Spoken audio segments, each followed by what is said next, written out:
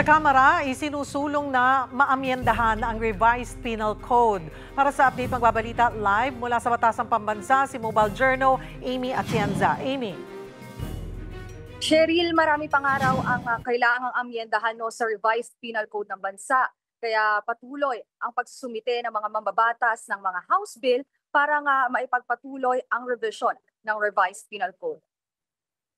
Isa si mamamayang Liberal Party List Representative Laila de Lima sa mga nais na magsulong sa pag-amyenda ng revised penal code. Ngayong araw, nagsampa si de Lima ng House Bill criminalizing illicit transfer at illicit enrichment. Kaugnayan ang isyu ng korupsyon, dulot ng maanumalyang flood control projects. Hangarin ng anti-illicit enrichment and transfer na mapabilis ang pagproseso sa mga kasong maaaring kaugnay ng korupsyon. Mapapadali rin daw ang prescription nito kumpara sa 20 years prescription ng anti-plunder law. Questionable na raw kasi ang yaman at mga pagmamayari ng ilang mga opisyal at maging mga pribadong individual.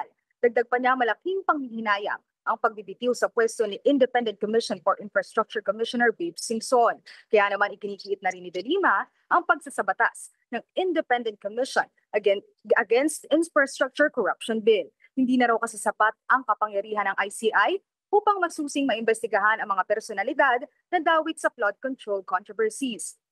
Dagdag pa niya, maaari itong rason sa pagbitiw ni Singson bilang commissioner. Nakatanggap pa raw si de Lima ng mga mensahe mula kay Singson para i-follow up ang kalagayan ng ICAIC bill.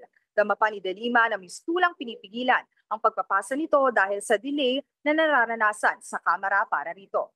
Cheryl, kinumpirma na nga rin sa hearing ng Penal Laws Subcommittee dito sa House of Representatives na nagkaroon ng Memorandum of Understanding ang UP Law Center Code of Crimes, pati na rin ang Department of Justice para nga mas mabusisi pa itong revised penal code. Cheryl? Maraming salamat, Mobile Journal, Amy Atienza.